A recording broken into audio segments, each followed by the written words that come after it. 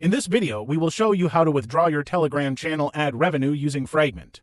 Scroll down on the Monetization tab. If your ad revenue is more than $10, Collect via Fragment button will show like this.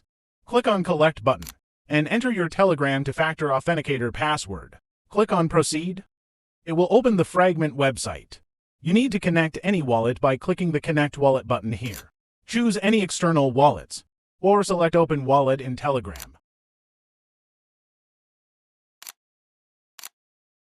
Open Wallet app. Click on Connect button here to connect your wallet to Fragment website. Click on Back to Fragment button and go back to Fragment website. Now your Telegram wallet is connected. You can click on Collect button. Verify your wallet address and confirm. Transaction is now recorded in the blockchain.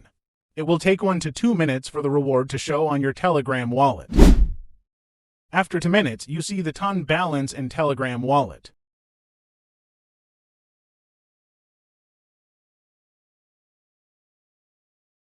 Balance will also be updated in Telegram channel. Thanks for watching. Please subscribe for more videos.